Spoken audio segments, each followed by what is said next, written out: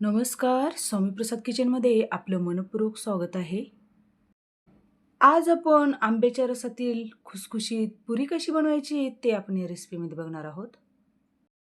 तर सध्या आंब्याचं सीझन आहे, तर एकदम कमी तेलकट आणि एकदम खुसखुशीत आंब्याच्या रसापासून आंब्याच्या रसातली पुरी बघणार आहोत. तर ही पुरी बनवत असताना एकदम साध्या आणि सोप्या पद्धतीमध्ये ही पुरी केलेली आहे आणि एकदम कमीत कमी साहित्यामध्ये आणि कमीत कमी वेळामध्ये ही पुरी बनते. तर ही पुरी खायला एकदम चविष्ट आणि एकदम भारी लागते. तर तुम्ही अशा पद्धतीने आंब्याच्या रसातली पुरी करून बघा. खायला एकदम भारी लागतात. तर तुम्हाला माझ्या रेसिपी जर बघायला आवडत असतील, तर स्वामी प्रसाद किचन या चॅनलला तुम्ही एक लाईक, शेअर आणि सबस्क्राईब करा आणि बाजूची बेल घंटा नक्की क्लिक करा. चला तर मग वेळ न घालता आपण रेसिपीला सुरुवात करूया. तर इथे आंब्याच्या रसातील पुरी करण्यासाठी एक मोठी वाटी मी इथे गव्हाचं पीठ घेतलेलं आहे. चपाती, पोळी बनवण्यासाठी जे आपण पीठ घेतो ना गव्हाचं, तेच गव्हाचं पीठ घेतलेलं आहे. नंतर यामध्ये एक पाऊण चमचा इथे मीठ घालून घेतलेलं आहे.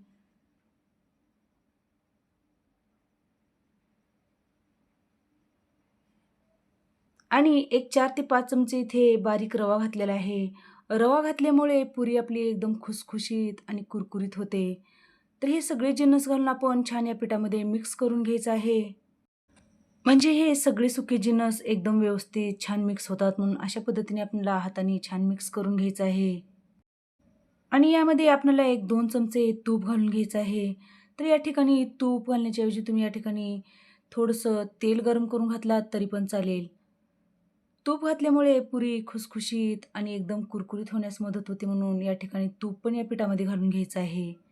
तूप घालून आपल्याला छान या पिठाला छान चोळून हे पिठाला हे तूप लावून घ्यायचं आहे. तर इथे मी सुरुवातीला 1 कपच पीठ घेतलेलं आहे. जर तुम्हाला गरज वाटली तर तुम्ही नंतर पिठाचा वापर करू शकता. तर हे तूप आपण छान या पिठाला चोळून लावलेलं आहे. तर इथे मी आंब्याचा रस घेतलेला आहे. तर सुरुवातीला मी आंब्याच्या छान फोडी करून छान मिक्सरला हे आंब्याचा रस करून घेतलेला आहे. तर यामध्ये अजिबात पाणी किंवा यामध्ये दुधाचा अजिबात वापर केलेला नाही. फक्त आंब्याच्या फोडीपासूनच हा रस तयार करून घेतलेला आहे. तर हा रस छान मिक्सरला फिरवून घेतलेला आहे. म्हणजे यामध्ये अजिबात गाठी किंवा गुठळ्या राहत नाहीत म्हणून.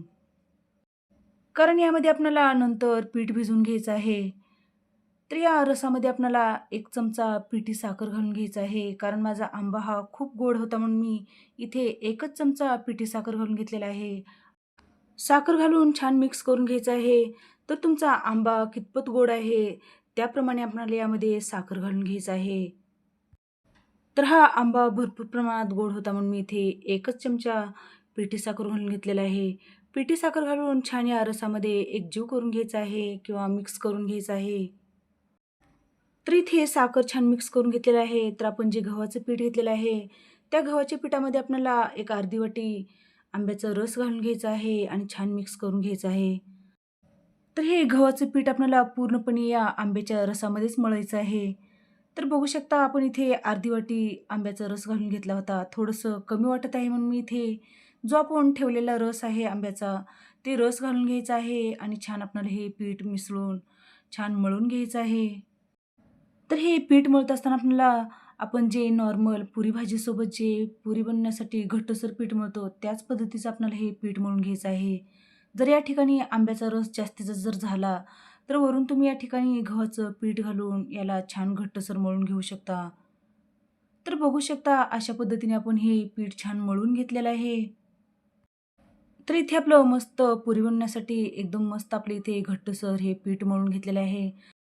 तर या पिठावरती आपल्याला झाकण ठेवून एक 5 ते 10 मिनिटं आपण हे पीठ असंच बाजूला काढून ठेवूया. तर बघू शकता एक 5 ते 10 मिनिटामध्ये आपलं छान हे पीठ भिजले गेलेलं आहे. तर आणखीन थोडं आपल्याला या पिठाला छान मळून घ्यायचं आहे. तर अशा पद्धतीने सतत आपल्याला या पिठाला छान दाबून अशा पद्धतीने हे पीठ मळून घ्यायचं आहे. तर बघू शकता आपल्या इथे मस्त पुरी करण्यासाठी आपलं इथे पीठ बनवून तयार झालेलं आहे. तर या पिठाचे आपल्याला छोटे-छोटे गोळे करून घ्यायचे आहेत. तर आपण जे पुरी बनवण्यासाठी नॉर्मल गोळा घेतो ना पिठाचा, त्याच साईजचा आपण इथे गोळा घेतलेला आहे. तर इथे एक 4 ते 5 या पिठाचे छान मस्त उंडे बनवून घेतलेले आहेत. तर इकडे गॅसवर एक कढई ठेवली आहे आणि कढईमध्ये तेल घालून घेतलेलं आहे. तेल गरम होईपर्यंत आपण जे उंडे करून ठेवले आहेत पुरीसाठी, ती पुरी आपल्याला लाटून घ्यायचं आहे. तर या पिठाच्या उंड्याला आपल्याला अजिबात कोरडं पीठ लावून घ्यायचं नाही. पीठ न लावता आपल्याला हे पुरी लाटून घ्यायचं आहे. जर तुम्ही या ठिकाणी कोरडं पीठ लावलात, तर ते पीठ आपलं या पुरीमध्ये किंवा तेलामध्ये उतरते आणि अजिबात ती पुरी छान लागत नाही. म्हणून आपल्याला पीठ न लावता आपल्याला पुरी लाटून घ्यायचं आहे. तर तुम्हाला या ठिकाणी गरज जर वाटलीच तर थोडंसं तूप लावून हे पुरी लाटून घेऊ शकता. तर बघू शकता अशा पद्धतीने खूप जास्त जाडही नाही आणि खूप जास्त पातळही नाही. ज्या पद्धतीने आपण जे पुरी भाजीसाठी पुरी करतो ना, त्याच पद्धतीने आपल्याला हे पुरी लाटून घ्यायचं आहे. तर इथे मी एक पुरी करून घेतली आहे, तर तुम्हाला आणखीन एक पुरी लाटून दाखवत आहे. तर बघू शकता अशाच पद्धतीने इथे आपल्याला सर्वच पुऱ्या करून घ्यायच्या आहेत. तर इथे मी पुरी लाटत असताना थोडासा तुपाचा वापर केलेला आहे. थोडं तूप लावून अशा पद्धतीने आपल्याला हे पुऱ्या लाटून घ्यायच्या आहेत. तर इथे एक 4 ते 5 मी या पिठाच्या पुऱ्या करून घेतलेल्या आहेत. तर इकडे आपलं गॅसवर तेल गरम करायला ठेवलं होतं. ते तेल पण छान गरम झालेलं आहे. तर आपण जे बनवून घेतलेल्या पुऱ्या आहेत, ते अलगद हाताने आपल्याला या तेलामध्ये सोडून द्यायचं आहेत. पुरी घातल्यानंतर आपल्याला फुल गॅस करायचा आहे आणि अशा पद्धतीने आपल्याला झाऱ्याने या पुरीवरती तेल सोडून द्यायचं आहे. असं तेल सोडल्यामुळे वरून पण या पुरीला छान हीट मिळते म्हणून अशा पद्धतीने आपल्याला झाऱ्याने तेल घालायचं आहे.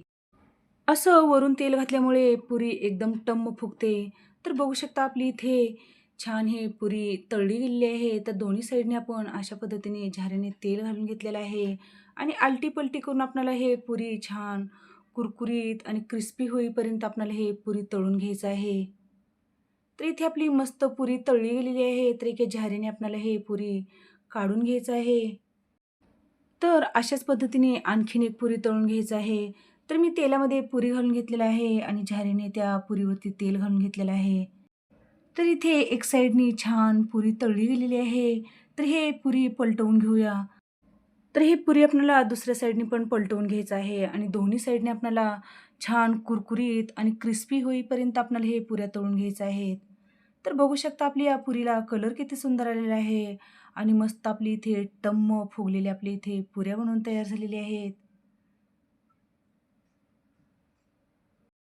तर अशाच पद्धतीने आपण इथे सर्व पुऱ्या तळून घ्यायच्या आहेत. तर इथे आपल्या मस्त एकदम कुरकुरीत आणि क्रिस्पी आपली इथे आंब्याच्या रसातल्या पुऱ्या बनवून तयार झालेल्या आहेत. तर तुम्ही अशा पद्धतीने आंब्याच्या रसातल्या पुऱ्या नक्की करून बघा. चवीला एकदम भारी लागतात. तर अशा पद्धतीने तुम्ही आंब्याच्या रसातल्या पुऱ्या नक्की करून बघा. लहानांपासून ते मोठ्यापर्यंत सगळ्यांनाच आवडतील. तर ही पुरी एकदम कमी तेलकट आणि कमी साहित्यामध्ये आणि एकदम पटकन होणारी ही आंब्याच्या रसातली पुरी आहे. तर तुम्ही नक्की अशा पद्धतीने पुरी करून बघा.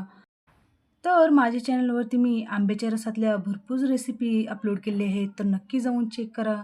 तर तुम्हाला आजची रेसिपी कशी वाटली? नक्की एक कमेंट करा. तर अशाच नवीन-नवीन रेसिपीसाठी तुम्ही माझ्या चॅनलवरती जर नवीन असाल, तर स्वामी प्रसाद किचन या चॅनलला तुम्ही एक लाईक, शेअर आणि सबस्क्राईब करा आणि बाजूची बेल घंटा नक्की क्लिक करा. चला तर मग भेटू अशाच नवीन रेसिपीसोबत. धन्यवाद.